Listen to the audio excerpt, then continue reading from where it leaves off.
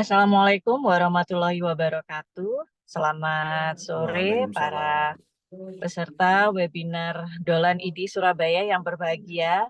Alhamdulillah berjumpa kembali kita di acara Dolan ID Surabaya, diskusi online mingguan ID Surabaya yang diselenggarakan setiap hari Senin pada pukul 15 sampai waktu 16 waktu Indonesia Barat. Pada kesempatan sore hari ini, kita akan berkesempatan untuk berdiskusi dengan para narasumber kita yang eh, berasal dari POGI, Perhimpunan Dokter Obstetri dan Ginekologi Indonesia. Telah hadir di tengah-tengah kita semua moderator pada webinar Dolan ID seri ke-82 pada hari Senin ini adalah Dr.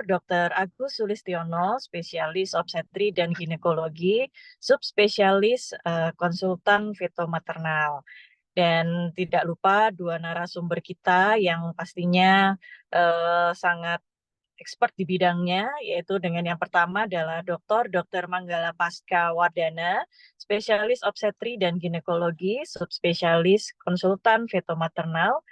Beliau adalah staf Departemen KSM Obstetri dan Ginekologi FK UNER RSUD Dr. Sutomo Surabaya. Dan narasumber kita yang kedua adalah Dr. Hermanto Triyuwono, spesialis obstetri dan ginekologi, subspesialis konsultan fetomaternal. Beliau juga adalah staf Departemen KSM Obstetri dan Ginekologi FK UNER RSUD Dr. Sutomo Surabaya. Dr. Agusul sebagai moderator juga merupakan staf Departemen KSM Obstetri dan Ginekologi FK UNER RSUD Dr. Sutomo Surabaya. Pada Dolan seri ke-82 pada hari ini Senin tanggal 5 Agustus tahun 2024 akan mengetengahkan topik dengan judul prematuritas, screening, diagnosis, pencegahan, tata laksana, dan dampak jangka pendek serta jangka panjang. Pastinya ini topik yang sangat menarik untuk para sejawat di fase 1 dan juga mungkin para sejawat spesialis obstetri dan ginekologi. Mungkin sebelum saya menyerahkan kepada moderator, sebelumnya saya sapa dulu para narasumber dan juga moderator kita pada sore hari ini. Selamat sore Dr. Agus, Dr. Agusul ya Dok, nama keren, Ya, nama ya, bukannya. ya, terima kasih. Selamat sore, Dokter Linda. Sari, Iya, Dok Alhamdulillah. sehat ya Dok. Alhamdulillah, sehat-sehat semua, Dok. Alhamdulillah, ya terima kasih Dok atas Matur kesediaannya. nuwun. Iya, Nggih. untuk meluangkan waktu untuk menjadi moderator pada sore hari ini. Kemudian narasumber kita yang pertama ini Dokter Manggala. Selamat sore, Dokter Manggala. Dokter Galah nih nama bekennya ya. Matur nuwun diundang, matur nuwun. Iya, alhamdulillah sehat ya Dok. Iya. Ya, yang dan narasumber kita yang kedua adalah Dr. Hermanto Triyuwono. Selamat sore, Dr. Hermanto. Selamat sore, Assalamualaikum. Ya, alhamdulillah sehat ya dok. Terima kasih kesediaan Dokter Manggala dan juga Dokter Hermanto yang sudah berkenan untuk menjadi narasumber kita pada sore hari ini. Baiklah para peserta webinar Dolan ID seri ke-82, tanpa berlama-lama lagi, mungkin marilah kita ikuti bersama webinar Dolan ID seri ke-82 tentang prematuritas yang akan dipandu oleh Dr. Agus Sulistiono, spesialis obstetri dan ginekologi, subspesialis konsultan fetomaternal. Kepada Dr. Agusul, saya persilahkan. Baik, terima kasih banyak Dokter Linda Sari yang telah membawakan, menyampaikan pada kami semua, ya pada kita semua ya, tentang siapa-siapa calon pembicara kita yang dimana sangat-sangat beliau-beliau ini adalah sudah sangat-sangat expert sekali di bidang prematuritas, utamanya di bidang kedokteran maternal. Beliau pembicara nasional bahkan internasional ya. Jadi alhamdulillah ya. Jadi kita bertemu kembali dengan Dr. Manggala dan Dr. Hermanto. Saya persilahkan sebelum sebelum mungkin kita akan berdiskusi ya, nanti kita akan mungkin ada kesempatan beberapa menit untuk Dr. Hermanto atau Dr. Manggala untuk menyampaikan kira-kira sekilas kira-kira apa yang akan kita bicarakan ini mengenai prematuritas ya. Jadi nanti screeningnya kira-kira bagaimana, diagnosinya bagaimana, apakah prematuritas bisa kita cegah, tata laksana bagaimana, kemudian dampak dari jangka pendek dan jangka panjangnya. Karena kita tahu bahwa prematuritas itu merupakan salah satu penyebab utama dari kematian bayi ya, jadi prematuritas. Jadi kalau misalkan prematuritas bisa dicegah, insya Allah kematian bayi akan turun dengan baik. Baik, monggo kami persilakan Dr. Gala atau Dr. Hermanto, apakah akan menyampaikan beberapa PowerPoint-nya? Monggo kami persilakan. Segala itu silakan. Monggo, Dr. Gala, ya. Ya, monggo silakan Dr. Gala. Mohon izin, biar lebih nyambung mungkin saya dulu. Saya izin share screen ya, Dok ya. Nggih, monggo Dr. Gala, kami persilakan.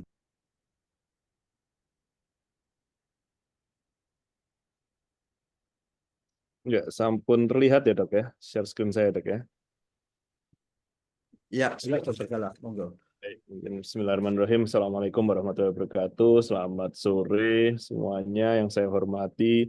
Ini guru-guru saya semua ini ya. Ada Dr. Linda tadi, Dr. Agus Sulistiono selaku moderator, Dr. Hermanto, ini guru-guru saya semua dan masternya semua ini ya terhadap persalinan prematur ya.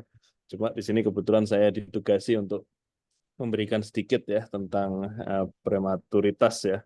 Jadi mungkin saya akan presentasi tapi sedikit aja, harapannya menggugah untuk diskusi gitu ya, harapannya menggugah untuk diskusi ya.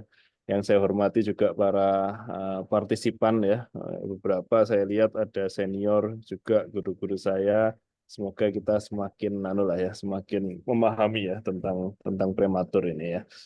Baik. Jadi pada prinsipnya karena saya lihat skopnya lebih banyak dokter umum ya dibandingkan spesialis ya, rasanya kita melihat lagi gitu ya kompetensi persalinan preterm itu di mana gitu ya. Jadi kalau kita lihat untuk layanan primer 4A-nya di kehamilan normal, abortus komplit, anemia defisiensi besi, dan ruptur perineum ya. Untuk persalinan preterm ini 3A, yang artinya ya deteksi, diagnosis, dan dirujuk gitu ya. Jadi kalau kita bisa mengidentifikasi, mendiagnosis, kita lakukan penata laksanaan awal juga boleh, lalu kita lakukan rujukan gitu ya untuk persalinan preterm ya. Jadi harapannya supaya memahami semua, dan juga sebaliknya kadang-kadang dari layanan sekunder juga bingung gitu ya. Ini dikonsulin persalinan preterm padahal mepet-mepet, ngapain kok dirujuk ke rumah sakit. Ini nggak boleh sebenarnya ya, karena memang kompetensinya adalah kompetensi layanan sekunder, jadi sangat layak sekali jika ada persalinan preterm itu dirujuk dari layanan primer ke layanan sekunder ya. Nah, kalau kita lihat tadi namanya preterm ya, padahal judulnya ini prematur. Kira-kira apa bedanya gitu ya preterm sama prematur ya. Jadi sebenarnya ini menunjukkan kondisi ya. Jadi kalau preterm itu biasanya kita lebih melihat kondisi pada saat hamil dan persalinan gitu ya. Dan itu dihubungkan dengan usia kehamilan. Jadi kalau usia kehamilannya nanti kurang dari 37 minggu kita sebutnya preterm gitu ya. Kalau usia hamilnya 37 sampai 42 minggu kita sebut aterm. Sebaliknya kalau prematur itu kondisi setelah lahir.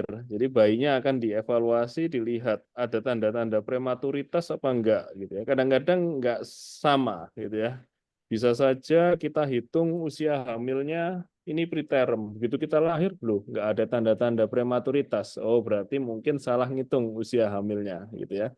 Sebaliknya juga bisa aja kita dapat pasien ini berat bayinya sudah cukup nih ya 2,8. Begitu lahir loh kok banyak tanda-tanda prematuritas, ternyata dilihat oh ternyata sebenarnya yang salah ngitung usia hamil, bayinya saja yang kebesaran ya. Jadi nanti saya sedikit akan mengingatkan kembali pentingnya layanan primer itu kalau bisa menentukan usia hamil yang paling pas ya. Jadi supaya salah satunya bisa mencegah tuh kapan kita lahirnya preterm atau aterm ya. Nah, prinsipnya ini ya, jadi persalinan yang terjadi di usia hamil 20 sampai sebelum 37 minggu ya.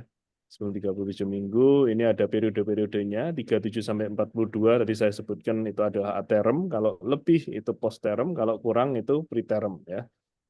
Nah, Dampaknya apa sih? Tadi mungkin Dr. Agustus sudah menyampaikan ya. Jadi luar biasa banyaknya. Kalau sekarang lagi Olimpiade gitu ya, kalau Olimpiade kita nomor 9 gitu seneng ya. Tapi ternyata ini yang nomor 9 ini adalah nomor 9 dari persalinan preterm yang jumlahnya lebih dari 15%. Jadi kalau dilihat lebih dari 15% persalinan di negara itu preterm, ternyata Indonesia termasuk di dalamnya. Dan kita nomor 9. Kita lihat musuh-musuhnya ini ya, rasanya kalau kita lihat musuh Asianya cuma Pakistan ya, yang lainnya dari Afrika ya. Jadi ini merupakan tolak ukur ya, memang 2010 ya, tapi rasanya juga masih cukup banyak di sini ya. Lalu kalau kita lihat jumlahnya, ternyata jumlahnya karena Indonesia itu persaingannya banyak, kita naik lagi tuh ke nomor 5 gitu ya. Jadi luar biasa banyak masalah-masalah persalinan preterm di tempat kita ya. Dan tadi juga disebutkan ternyata persalinan preterm atau bayinya yang prematur itu menyebabkan kematian bayi paling banyak ya. Yang direct penyebabnya karena preterm ini segini. Yang lainnya mungkin ada infeksi neonatal yang biasanya berhubungan dengan persalinan preterm. Jadi kalau persalinan preterm itu bayinya lebih mudah sakit, lebih mudah infeksi pada kondisi neonatal, dan itu bisa menyebabkan ujung-ujungnya meninggal juga gitu ya. Jadi luar biasa sekali dampaknya preterm ya. Jadi kalau kita lihat bisa seperti ini gitu ya. Ketika aterm dia nggak perlu perawatan khusus gitu ya. Ketika preterm dia perlu extra care ya. Pretermnya early preterm dia perlu perawatan yang khusus, bahkan sampai kurang dari 28 minggu perlu neonatal intensive care ya, di mana dampak terhadap kerugian negara gitu ya, nggak cuma kerugian negara, kadang-kadang kerugian rumah sakit karena pembiayaannya kita itu kan nggak terlalu banyak gitu ya. Bayangkan di sini kalau misalnya selamat dari kematian, dia bisa berhubungan dengan long term effect gitu ya, disability gitu ya, di mana pasti biayanya butuh besar ya. Nanti mungkin disebutkan oleh Dr. Hermanto ya tentang disability ya.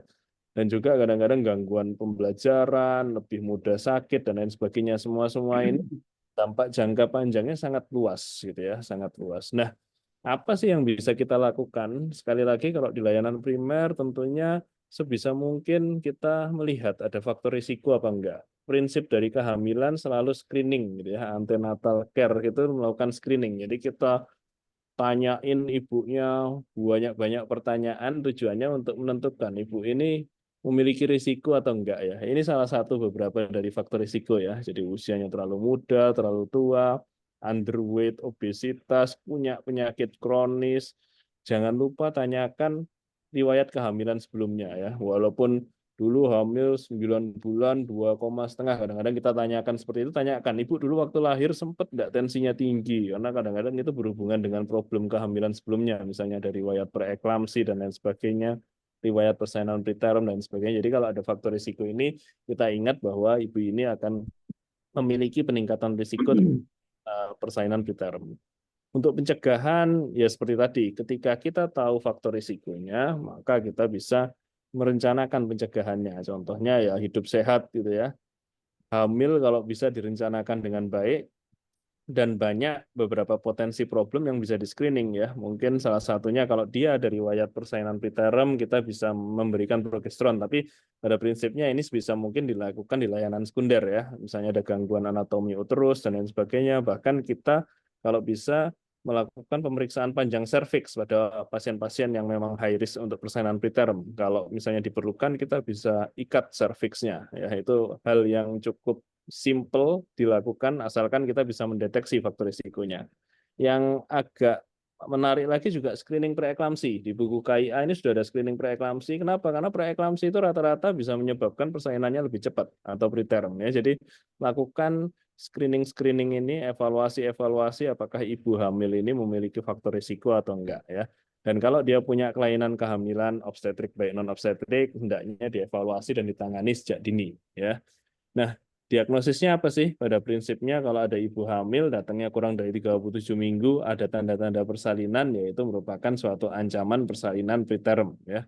Tata laksananya apa? Simple sebenarnya kalau di layanan primer rujuk, kalau di layanan sekunder tentunya mengikuti usia hamilnya. Kadang kita perlu kasih tokolytik ya untuk menghentikan kontraksinya, kadang kita perlu memberikan pematangan paru dan neuroprotektan kalau kurang dari 32 minggu. Tujuannya semata-mata untuk mengurangi potensi problem pada bayinya. Ya, jadi kita benar-benar memproteksi bayinya supaya sequelae-nya, disability-nya seminimal mungkin pada saat lahir dalam kondisi preterm ya. Ini sedikit coding ICD-10 gitu ya. Jadi kalau di layanan primer bingung mau ngerujuk bisa pakai kode-kode di sini ya. Kalau ancaman preterm mungkin bisa pakai O60.0 ya. Kadang-kadang soalnya kalau ngerujuk itu selalu diagnosisnya supervision of high risk pregnancy supaya gampang gitu ya. Tapi dampaknya kadang-kadang bisa jadi penilaian yang negatif untuk layanan primer karena dianggap tidak ada TACC-nya dan lain sebagainya. Ini biasanya layanan primer paham banget ya masalah TACC dan lain sebagainya. Jadi kalau bisa tolong ditulis coding semaksimal mungkin disesuaikan dengan kondisi-kondisi yang berhubungan dengan persalinan preterm ya. Nah, ini pesan yang terakhir juga, jangan lupa memastikan usia hamil ya. Gimana sih memastikan usia hamil? Tentunya yang pertama ini kalau misalnya IVF ya, karena kalau di layanan primer kan rata-rata nggak ada IVF, tentukan hari pertama haid terakhirnya. Nah, ketika kita tahu hari pertama haid terakhirnya, tolong dipastikan dengan USG di trimester pertama ya, karena USG trimester pertama ini punya ketepatan 5 hari. Ketika nanti misalnya kita hitung usia hamil dengan USG di trimester 1 itu lebih dari 5 hari, maka kita di buku KIA mengadjust usia hamilnya sesuai dengan USG. Tapi ketika dia nggak sampai 5 hari, maka kita sesuaikan dengan hari pertama haid terakhir. Jangan lupa digambar, ditulis di sini ada tulisannya taksiran persalinan, di sini ditulis. Kalau misalnya berdasarkan USG beda 5 hari, ditulis di sini, kasih notes gitu. Usia hamil di trimester 1 berbeda dengan hari pertama haid terakhir supaya ketika dia pindah-pindah ke kontrol tempat lainnya sudah punya catatan yang komprehensif dan bisa menentukan usia hamil yang tepat ya. Jadi mungkin kira-kira itu yang bisa kita lakukan untuk mencegah persalinan preterm, mendeteksi dan lain sebagainya. Mungkin singkat aja dari saya. Ya. Setelah diskusi. Matur nuwun. Terima kasih banyak Dr. Manggal. Jadi memang tujuan kita di sini adalah makin banyak diskusi makin baik ya, karena kita lebih baik kita tahu permasalahan-permasalahan yang mungkin tidak kita ketahui dari yang ada di sini. Monggo kami persilakan untuk sejawat-sejawat sekalian, saudara-saudara sekalian, senior-senior sekalian. Monggo kami persilakan kalau misalkan ada pertanyaan boleh ditulis di kolom Q&A di mana pada saat ini masih belum ada, atau langsung raise hand. Monggo kami persilakan. Seperti yang tadi sudah disampaikan oleh Dr. Gala bahwa yang penting itu pada prematuritas nomor 1 itu sebetulnya tadi ya, bahwa kita harus tahu dulu umur kehamilannya, itu yang penting tuh. Dengan tahu umur kehamilan maka kita tahu bahwa ini kasus ini adalah prematur atau bukan. Kemudian yang setelah itu kita harus tahu juga apakah ada faktor-faktor risiko. Faktor risiko dari kehamilan preterm sudah disebutkan dengan jelas sekali oleh Dr. Manggala. Kemudian kalau ada faktor risiko, bisakah faktor risikonya itu kita tanggulangi, kita prevensi sehingga sehingga persalinan prematur bisa berkurang atau terkurangi, atau syukur-syukur kalau bisa terhindari ya. Kemudian kalau berikutnya kemudian mengenai diagnosisnya tadi sudah dijelaskan dengan baik ya tadi. Kemudian kalau dari diagnosis tadi kita harus tahu umur kehamilannya berapa, apakah kemungkinan persalinan prematur ini bisa ditunda sehingga kita berikan obat-obatan, atau tidak perlu ditunda karena usianya sudah prematur yang sudah tua ya. Kemudian apakah perlu diberikan maturasi paru, pematangan paru atau tidak, atau diberikan pematangan atau neuroprotektan, karena kita tahu pada kehamilan yang masih dini itu perlu dimatangkan juga mengenai SSP dari janinnya sehingga nanti harapannya akan bisa banyak sekali membawa manfaat untuk jangka panjangnya. Misalkan kalau sudah mulai ada, nanti Dr. Hermanto yang beliau sangat ahli betul mengenai jangka pendek, jangka panjang dari persalinan. Baik, dari Dr. Ria Anggelia.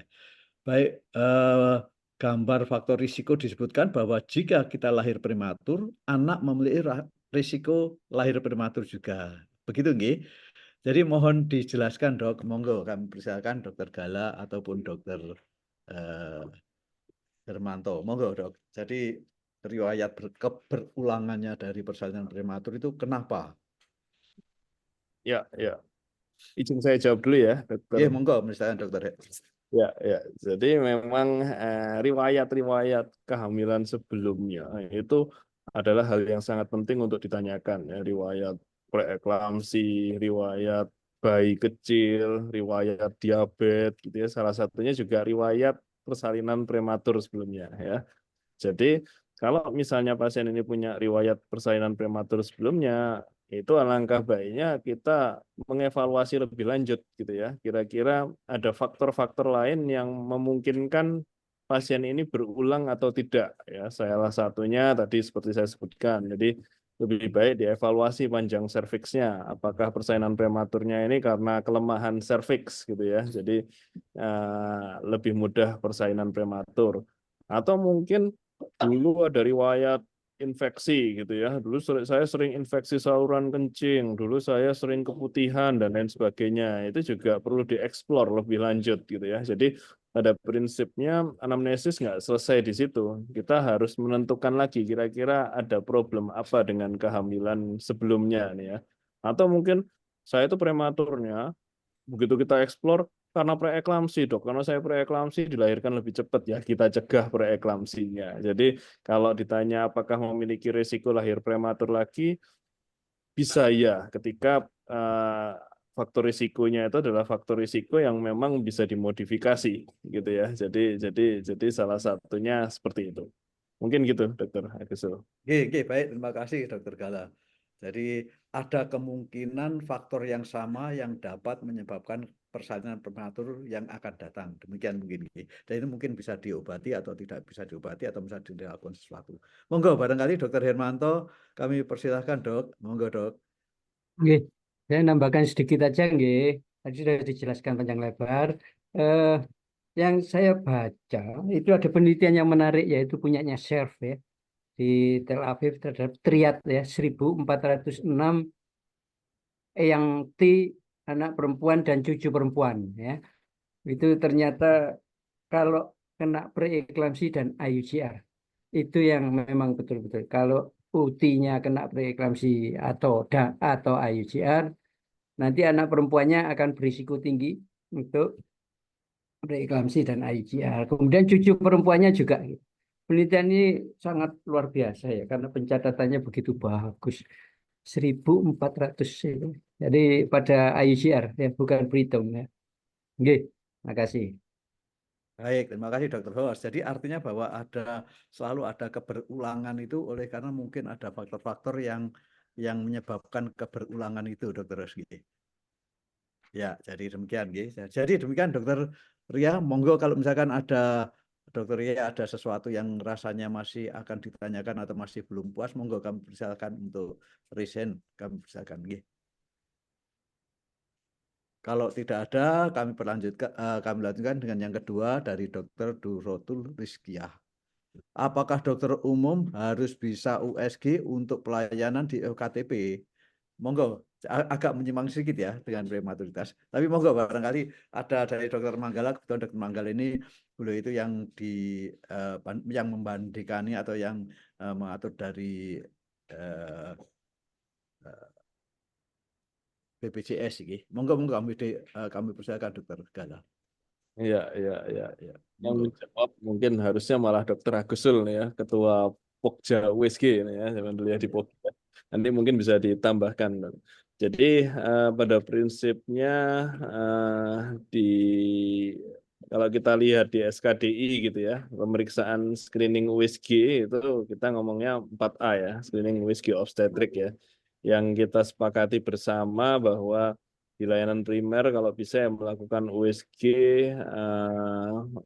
dasar USG dasar terbatas gitu ya, yang nah USG dasar terbatas ini salah satunya ya tujuannya memang lebih banyak untuk pencegahan problem-problem pada bayinya ya, walaupun seperti itu tetap juga ada masalah-masalah yang bisa kita identifikasi pada ibunya dengan melakukan USG. Jadi memang sebisa mungkin kalau bisa ya melakukan USG ya, tapi untuk saat ini memang di puskesmas gitu ya Dokter Agustul ya, sementara alat USG-nya kan di drop di puskesmas, jadi kita melakukan pelayanan di puskesmas. Cuma memang USG ini skill related ya, nggak mudah, jadi nggak bisa kita cuma diajarin terus langsung bisa gitu ya, jadi memang harus dilakukan terus-menerus supaya kita baik gitu ya. ketika kita melakukan pengukuran pun, ketika pengukuran kita salah potongannya dan lain sebagainya, tentunya itu akan memberikan pengukuran yang kurang akurat dan bisa menyebabkan kita salah melakukan assessment gitu ya. Jadi memang sebisa mungkin nanti mungkin diajarkan ya melalui POGI cabang gitu ya, Dr. Agusel ya, atau dari lembaga-lembaga yang diakui oleh Kementerian Kesehatan. Biasanya kita bekerja sama dengan Kementerian Kesehatan juga dari POGI. Mungkin itu Dr. Sul, mungkin kalau ada tambahan Dok. Oke, terima kasih Dokter Manggala. Jadi sudah lengkap sekali. Monggo, barangkali ada tambahan dari Dokter Hermanto. Nambahkan aja mungkin Oke. kalau lihat bebannya untuk mahasiswa dokter muda sudah begitu besar ya. USG ini menurut saya in service ya setelah lulus ya. Setelah lulus sudah bekerja di puskesmas, kemudian ada pelatihan tambahan. Kalau dimasukkan dalam kurikulum nggak cukup itu waktunya. Terima Oke. kasih. Oke, baik. Terima kasih Dokter Host. Jadi saya juga ikut membantu eh, menjawab. Jadi USG apakah harus jadi di puskesmas? Jadi memang kalau kita hubungkan sekali lagi dengan prematuritas ini sangat penting karena USG utamanya pada trimester 1 tadi disebutkan Dokter Gala, kita bisa memperkirakan umur kehamilan dengan lebih tepat terutama pada ibu yang haidnya tidak teratur. Dan di masyarakat kita tahu bahwa lebih dari 50% itu haidnya itu tidak tahu kapan haidnya, itu banyak yang salah, banyak yang tidak tahu. Kemudian ada lagi ibu-ibu yang haidnya tidak teratur, haidnya 2 bulan sekali, 3 bulan sekali. Nah, itu yang susah untuk menentukan umur kehamilan. Nah, USG pada trimester awal ini sangat penting sekali untuk menentukan umur kehamilan. Nah, kita tahu bahwa USG nanti ada leveling ya, nun sewu, bahwa USG itu ada leveling. Yang kita di PPDS Dr. Opjin yang lulus itu belajar USG selama 3,5 tahun. Itu yang kita sebut sebagai USG dasar. Nah, karena nanti ke panjenengan nanti yang belajar USG kira-kira dalam waktu tidak lama ya, jadi kita juga batasi namanya dengan USG dasar terbatas. Di mana USG dasar terbatas itu sudah cukup untuk melakukan assessment yang ada pada ibu-ibu yang di daerah, ibu-ibu yang kontrol di PPK 1 ya. Karena USG itu bukan alat diagnosis utama tetapi alat diagnosis bantu ya, jadi seperti laboratorium dan yang lain-lain. Baik, barangkali itu ya dari saya lanjutkan dengan pertanyaan yang selanjutnya. Dari Dr. Anissa Nurul Aziza, bagaimana jika pasien baru datang pada trimester 3, HPHT tidak diketahui, bagaimana cara menentukan usia kehamilannya? Berapa persenkah kesalahan USG pada trimester ketiga? Jadi benar sekali ya, jadi banyak sekali datang tahu-tahu trimester 3 lupa, tidak tahu heterogennya. Saya pokoknya ini sudah sekian bulan, lah itu yang repotkan untuk kita semua. Monggo kami persilakan Dokter Gala. Ya. Memang di Indonesia ini yang agak kurang memang mak bedunduk hamil datangnya besar gitu ya, Dr. Agusel, Dr. Hermanto. Iya, betul. Bisa ditambahkan gitu ya. Jadi pentingnya sebenarnya kalau bisa ya sebelum hamil malah kontrol gitu ya. Cuma memang kita ini sebagai tenaga kesehatan tentunya dihadapin kondisi yang ada di Indonesia gitu ya. Jadi kita harus punya strategi-strategi khusus untuk menentukan apa gitu ya yang terbaik gitu ya. Jadi secara umum seperti ini, kita sebenarnya punya banyak cara gitu ya untuk menentukan usia hamil pasien ini bagaimana gitu ya. Kita bisa menanyakan, misalnya kita tanyakan kapan sih bayi ini bergerak pertama kali gitu ya. Kapan sih dirasakan bergerak, kapan sih tes hamil pertama kali gitu ya. Jadi nanti semakin banyak data, semakin kita lengkapin tuh. Ini data yang benar yang mana ini ya, data USG ataupun data dari hari pertama hari terakhirnya kalau misalnya ada perbedaan jauh. Memang kalau trimester 2 itu secara teori bisa berbeda 10 hari, tapi kalau trimester 3 rasanya sangat jauh sekali. Ketika kita mendapatkan hasil yang discordant gitu ya antara hari pertama, hari terakhir dan USG, itu hati-hati kalau kita langsung menentukan, wah ini saya ikutin sesuai USG-nya saja. Misalnya ini ternyata hasil dari hari pertama hari terakhir ini 34 minggu. Dari USG kok besar ya 37 minggu. Saya pakai yang USG 37 minggu. Dampaknya apa? Ketika pasien itu 38 minggu lahir, ternyata usia hamil yang benar itu 35 minggu, maka kita tidak sadar melahirkan bayi yang preterm gitu ya. Sebaliknya juga sama, ketika kita oh ini usia hamilnya 37 minggu, tapi ukurannya kok 33 minggu, saya ikut 33 minggu lah. Nanti kadang-kadang kita nggak bisa mengidentifikasi mana bayi yang gangguan pertumbuhan gitu ya. Jadi ini memang suatu yang dilematis. Ketika kita nggak bisa menentukan mana yang benar, yang harus dilakukan adalah melakukan pemeriksaan lebih detail ya. Kalau misalnya di dokter kandungan itu kadang-kadang ada yang bisa melakukan evaluasi aliran darah janin gitu ya, untuk menentukan bayi ini ada gangguan pertumbuhan apa enggak, itu satu. Yang kedua, biasanya dokter kandungan akan melakukan suatu pemeriksaan USG yang sifatnya serial gitu ya. Jadi 2 minggu akan dievaluasi lagi itu sesuai apa enggak. Nah sekarang pertanyaannya apa yang dilakukan layanan primer? Ya kalau layanan primer benar-benar tidak yakin dengan perbedaan ini, alangkah baiknya dilakukan perujukan ya supaya tidak terlambat gitu ya. Jadi dirujuk untuk dievaluasi ulang usia hamil yang benar seperti apa. Ketika usia hamil yang benar itu sudah dievaluasi oleh dokter kandungannya dan kita evaluasi ternyata oh ini nggak ada masalah, nggak ada sesuatu hal yang menyebabkan kehamilan ini berisiko, maka bisa dilakukan rujuk balik ke layanan primer gitu ya.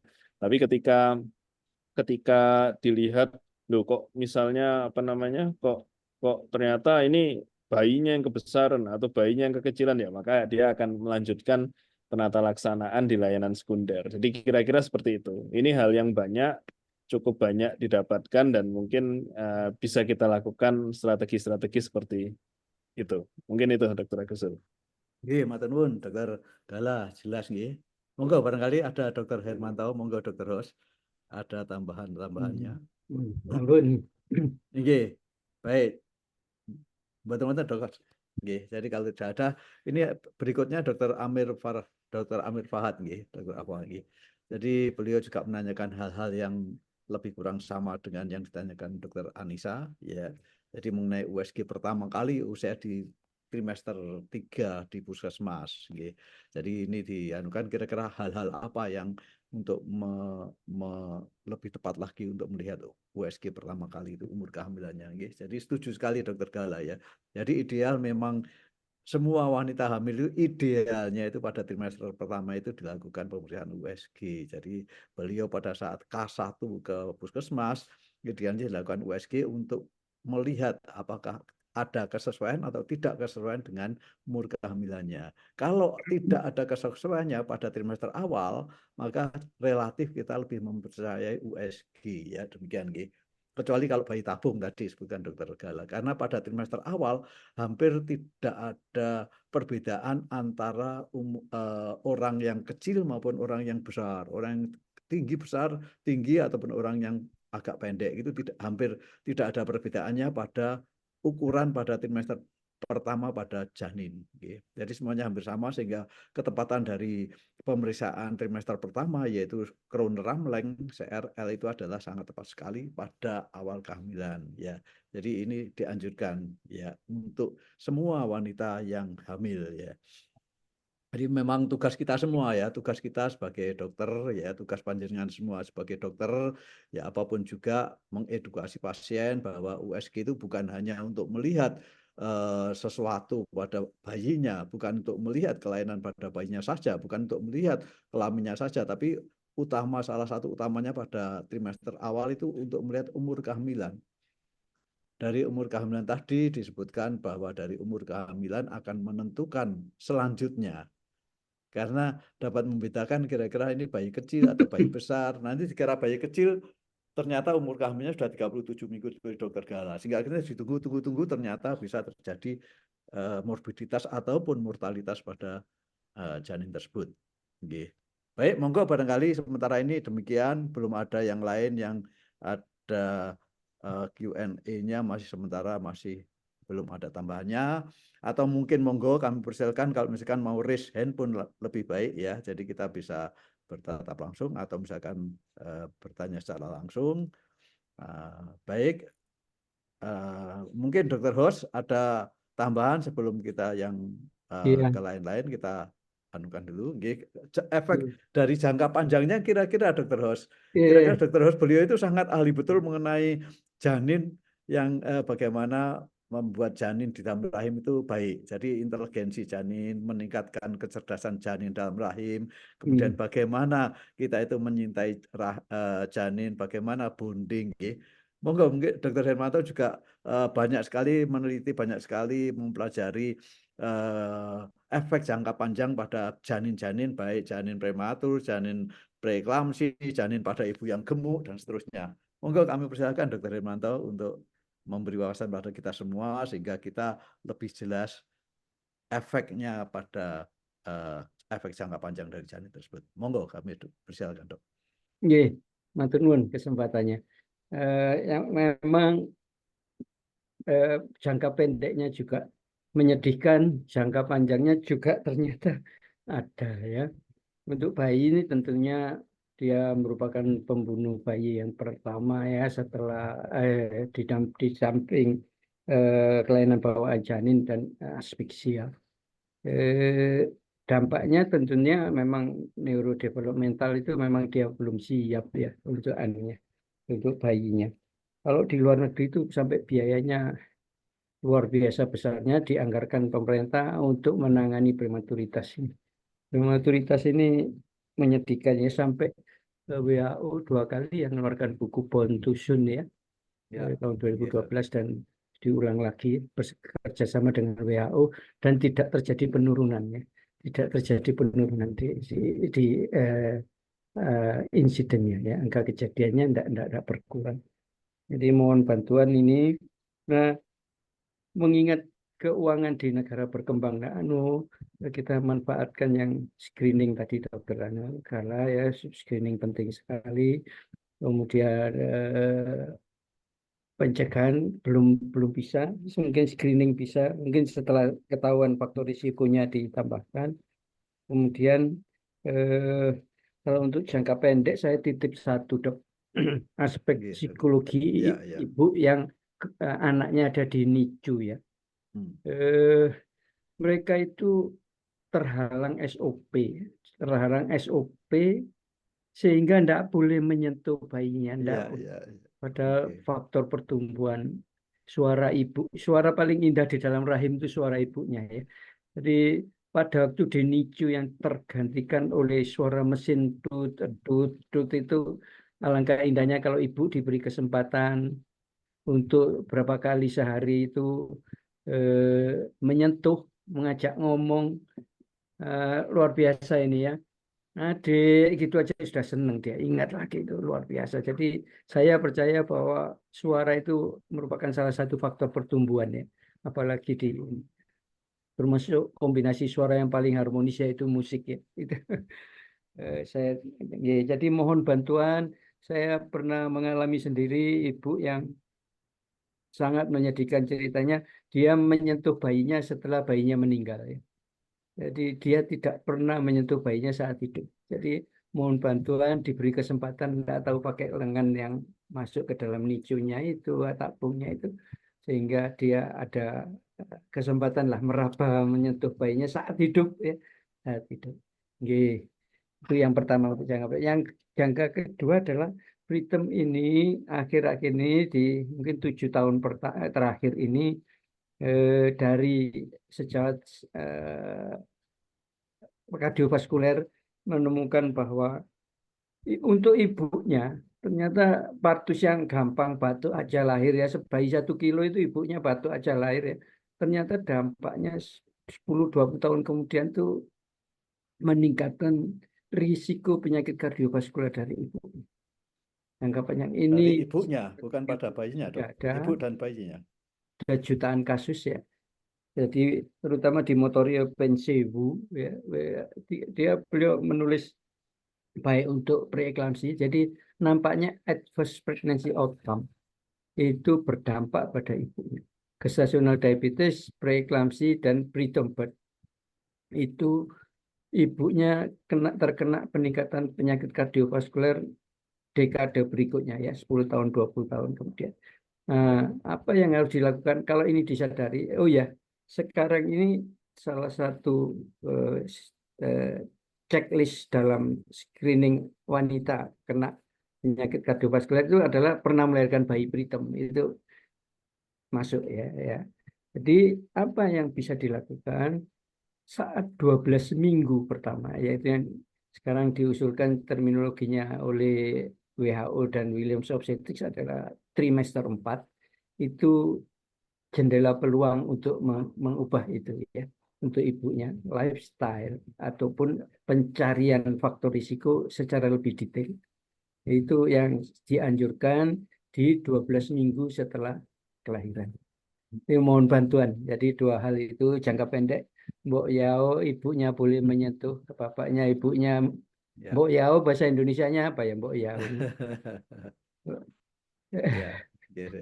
Boleh menyentuh bayinya. Yang kedua adalah jangka panjang. Partusnya agak masalah tapi dampaknya ternyata jangka panjang. Sekian dari saya Dr. Agus, matur nuwun. Nggih, matur nuwun sangat Dr. Manto, pencerahan yang sangat luar biasa untuk kita semua. Nggih, monggo ini sudah ada dari Q&A dari Dr. Herdiarto. Nggih, bila ANC di klinik kami yang tetap, apakah pengamatan penimbangan berat badan ibu hamil yang menetap saat ANC tidak ada kenaikan yang signifikan, masih bisa dipakai untuk penentuan umur kehamilan pada trimester yang berikutnya, Dok? Ya, mungkin Trimester akhir. Nggih. berpendapat ya, Dok, ya. Eh, seperti yang saya sebutkan tadi ya, menentukan usia hamil itu caranya macam-macam ya.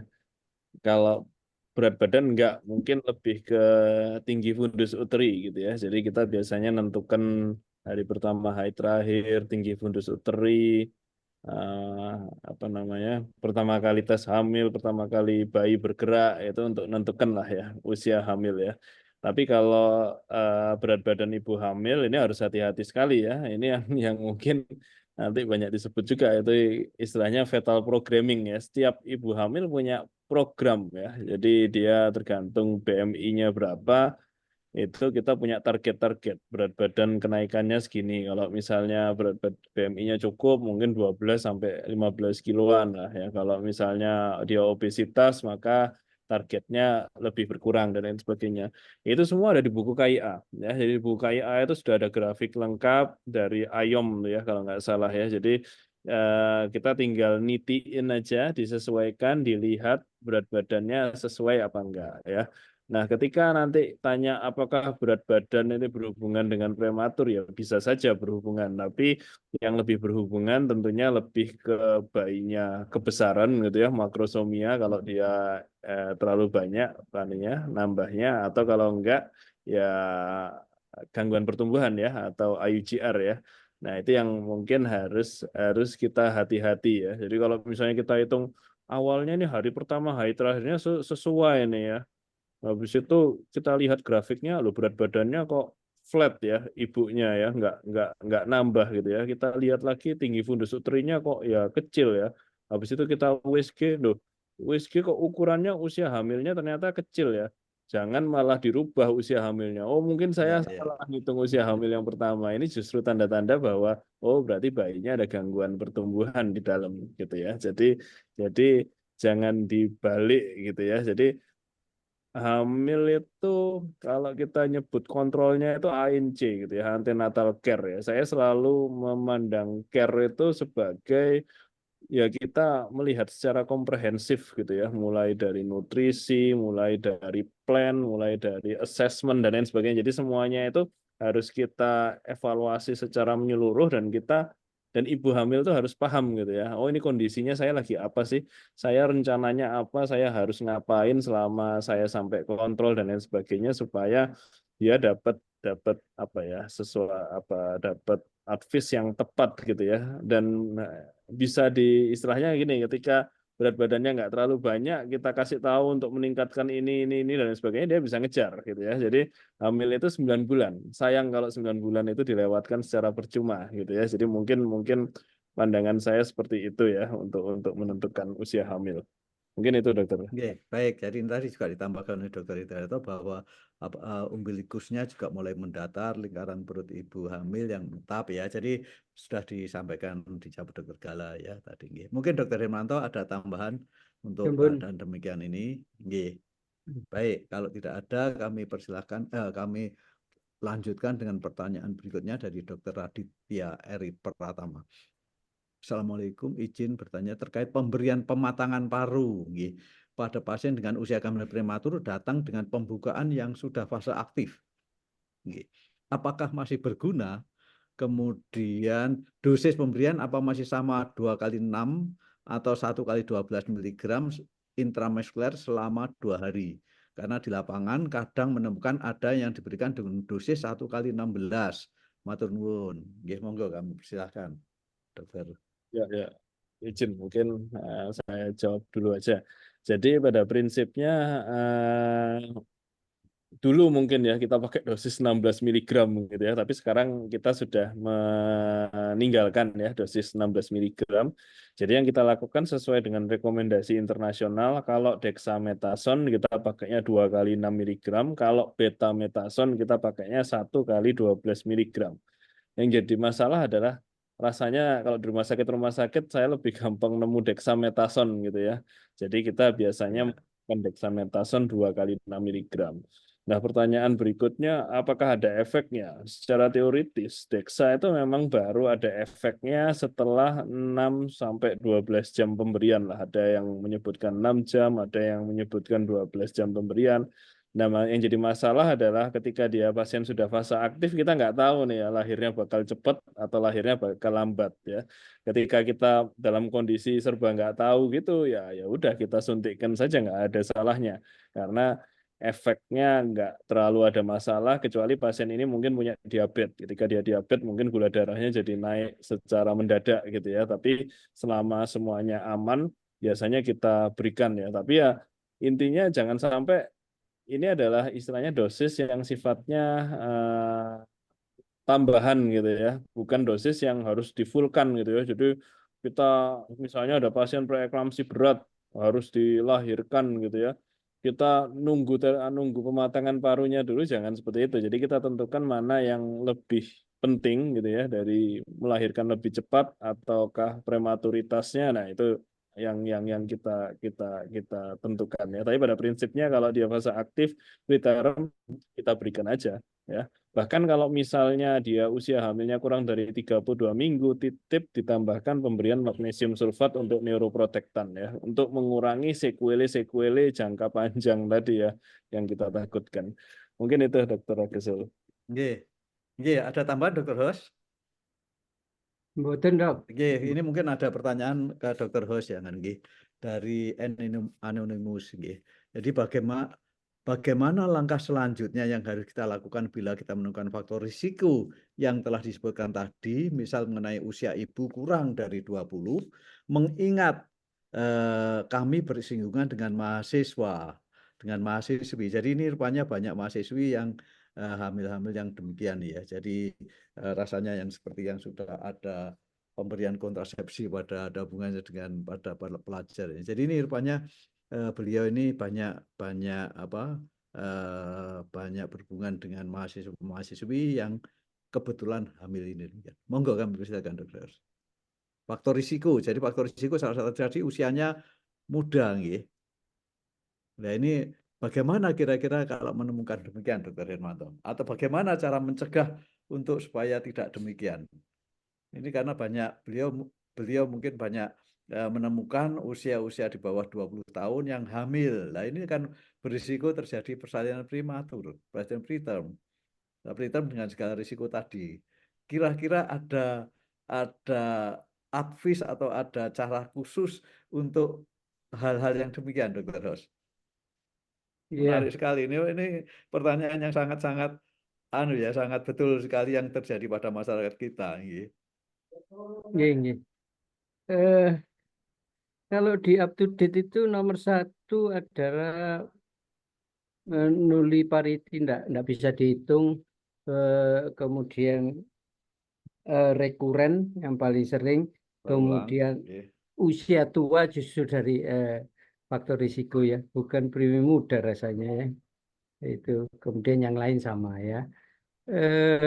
Menurut saya kalau sudah screeningnya ketahuan pakai apa cervical length atau apa, kita sorry, kalau screeningnya dari faktor risiko sudah algoritmanya ya lakukan early diagnosis and prompt treatment.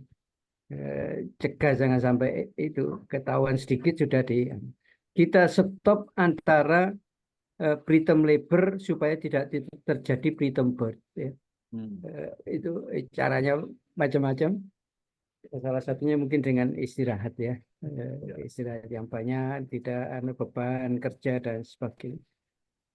Agak kebalik kalau saya usia tua rasanya yang jadi faktor risiko. Nggih, makasih. Nggih, matur nuwun. Jadi mungkin yang dimaksud adalah dengan kehamilan yang masih usia di bawah 20 tahun itu yang depannya mungkin akan jadi masalah yang banyak pada kita semua. Monggo Dokter Gala ada tambahan atau mungkin ada pemikiran-pemikiran yang lain, monggo. Iya, iya. Ini kalau lihat kata-katanya ya memang hamilnya mahasiswi bersinggungan dengan mahasiswa memang Dokter. Iya.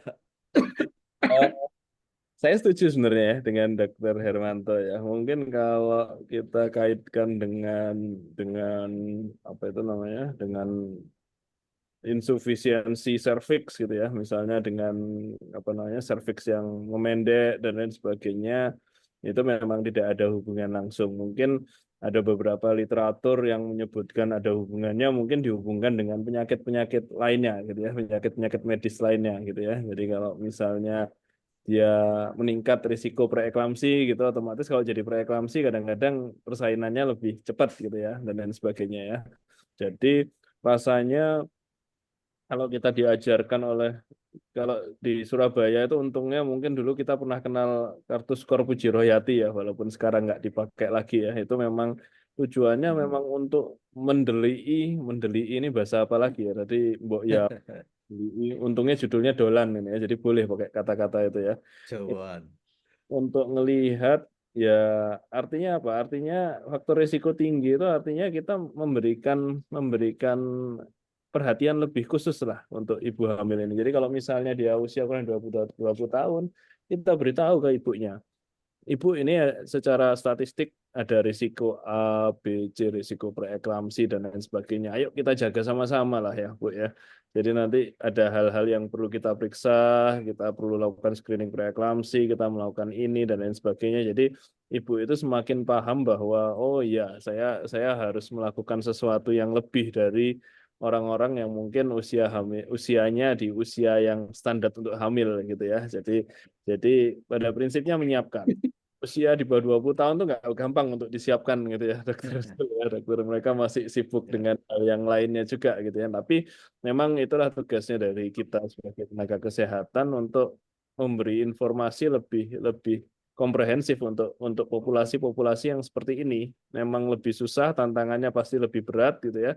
Tapi bisa insya Allah kalau kita memang memberitahunya dan memiliki apa ya pengetahuan yang lebih luas gitu ya. Oh ini ada risiko-risiko ini, kita akan ngomong ke pasien akan lebih lugas dan lebih enak. Mungkin seperti itu, Dokter Sul. Oke, baik. Terima kasih Dokter Gala. Jadi demikian ya. Jadi usia memang yang paling ideal untuk usia ibu itu adalah antara 20-35 untuk usia ideal untuk hamil ya. Bahkan Dokter Hos kemarin itu ya yang kita sudah bersama-sama semua, Dokter Hos menganjurkan kalau susah untuk kita mencegah kehamilan muda, ya apa boleh buat, kita boleh tetapi hamilnya yang jangan muda gitu nggih. Dokter Ros ya. Dokter Ros masih nggih, masih yang kemarin itu Dokter Ros nggih. Jadi gitu yang pada waktu di KUA itu ya. Karena susah kita mencegah orang menikah muda itu kan susah, sesuatu yang tidak mudah Dokter. Jadi banyak penentang-penentangnya ya. Sehingga akhirnya ya sudah menikah muda boleh, tetapi kalau bisa hamilnya ditunda sampai usia 20 tahun. Mungkin Dokter Hos ada lagi Dok yang masih kemarin itu saya banyak lupa yang dihentikan Dokter Hos. Ya primi muda itu menarik ya. Jadi Yeah.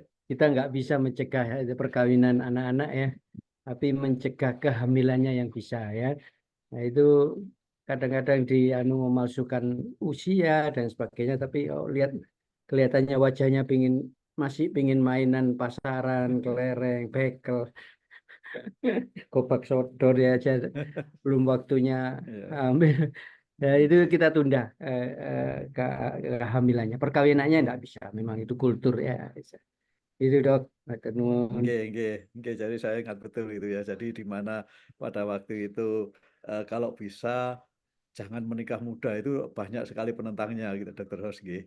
Banyak sekali akhirnya karena banyak penentangnya ya sudahlah kalau memang enggak susah untuk karena kultur tadi sudah kebiasaan dari daerah sana ya monggo boleh hamil muda, boleh menikah muda, tetapi kalau bisa hamil pada reproduksi sehat ya.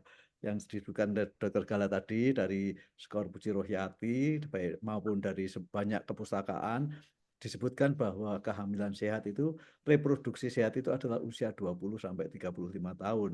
Yaitu di mana pada saat itu dari statistik disebutkan komplikasi-komplikasi atau penyulit-penyulit kehamilan baik pada ibu maupun janin itu yang paling sedikit adalah pada usia 20-35.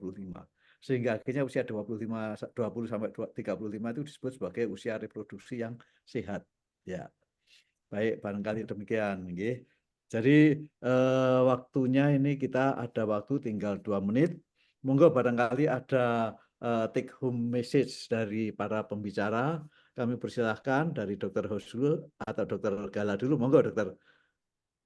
Ya, monggo barangkali 1 menit untuk take home Ya, message. silakan. Nggih, monggo. Ya, monggo Dr. Gala. Oh, saya dulu. Iya. Baik. Jadi mungkin pada prinsipnya terlihat simpel gitu ya, terlihat simpel ya. Persalinan prematur itu terlihat simpel. Apa sih ini mungkin teori, tapi kalau kita lihat tadi datanya cukup banyak ya. Datanya cukup banyak. Jadi pada prinsipnya ya kita semaksimal mungkin lah sebagai provider kesehatan yang ngurusin ibu hamil gitu ya. Harus semangat untuk menjaga 9 bulan kehamilannya supaya lahirnya jangan prematur gitu ya. Sebisa mungkin lahirnya jangan prematur. Caranya gimana? Ya kita lihat ibu hamil yang sehat itu diusahakan jangan sampai jadi sakit gitu ya. Diusahakan hamilnya tetap sehat. Yang sakit pun kita usahakan seminimal mungkin komplikasinya supaya dia bisa ngejar ketertinggalannya dan lahirnya juga dalam kondisi yang paling optimal ya. Jadi pada prinsipnya mungkin kuncinya di antenatal care Dr. Agusul untuk Ya. anteterm ini supaya kita bisa mendapatkan kualitas yang bagus sehingga generasi emas bisa dicapai gitu ya Dr. Nggih. Hermanto ya. Setuju sekali. Nggih. Nggih, baik, terima kasih banyak Dr. Gala. Nggih, monggo kami persilakan Dr. Hermanto. Iya, saya titip aja yang tadi belum disebut. Kalau kurang dari 32 minggu MGSO4 nggih, untuk neuroprotektor itu gampang sekali, enggak perlu dosis penuh, dosis 1 kali aja sudah cukup. Nggih. Yang kedua baru aspek psikologi ibunya waktu anaknya di NICU itu mohon bantuan, izinkan SOP-nya mungkin tidak mengizinkan, tapi izinkan dua orang tuanya menyentuh atau ngajak ngomong bayinya.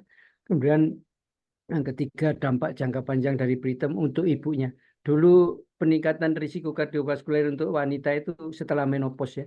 Sekarang ternyata ditemukan kalau preterm, preeklamsi dan gestational diabetes premenopause bahkan umur 40 sudah kena ibunya wanita sekarang. Nggih, matur nuwun. Nggih, baik, terima kasih Dr. Manggala, Dr.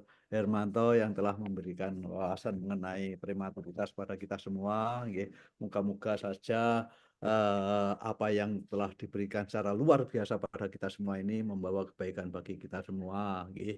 Dan moga-moga kita dapat mencegah, menanggulangi dan mengurangi kejadian-kejadian prematur sehingga akhirnya masyarakat-masyarakat ke depan kita 20 tahun, 40 tahun, 60 tahun ke depan makin lama makin baik. Karena kita tahu yang disebutkan tadi dan diskusi bahwa prematuritas dampak morbiditasnya pada bayi cukup banyak ya.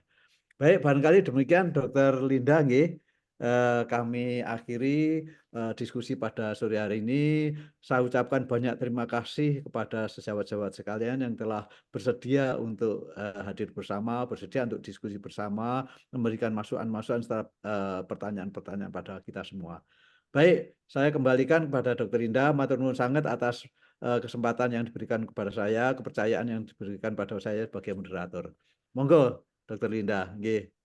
Assalamualaikum terima kasih. warahmatullahi wabarakatuh. Nggih. Waalaikumsalam warahmatullahi wabarakatuh. Baik, Dr. Agus, terima kasih sekali lagi. Ya, baiklah para peserta webinar Dolan ID Surabaya. Dengan demikian berakhir sudah webinar Dolan ID seri ke-82 dengan topik prematuritas yang tadi sudah dibahas cukup lengkap ya, sangat lengkap bahkan oleh Dr. Manggala, Dr. Hermanto, dan juga dengan moderator kita Dr. Agus Sul. Jangan lewatkan minggu depan adalah topik dari Perdoski Surabaya dengan topik psoriasis, penyakit psoriasis ya Dok. Nah, mungkin untuk para sejawat dokter umum dan juga dokter spesialis dermatologi, venereologi, dan estetika yang ingin berpartisipasi dalam webinar Dolan ID seri ke-83 minggu depan dapat mendaftar melalui link yang nanti akan disebar oleh ID Surabaya. Baik, sekali lagi saya sampaikan terima kasih kepada Dr. Manggala, Dr. Hermanto, dan juga Dr. Agus yang sudah berkenan untuk sedekah ilmu, kalau kata Dr. Brahmana ya Dok, sedekah ilmunya pada sore hari ini. Mudah-mudahan berkah dan manfaat untuk sejawat-sejawat semuanya yang ada di fase primer maupun dokter spesialis obstetri dan ginekologi. Saya Dr. Linda Astari selaku host mohon pamit. Mohon maaf apabila ada hal-hal yang kurang berkenan pada pelaksanaan webinar Dolan ID pada sore hari ini. Dengan demikian saya tutup. Wassalamualaikum warahmatullahi wabarakatuh. Selamat sore dan salam sehat selalu. Terima kasih Dr. Agus Sul, Dr. Hermanto.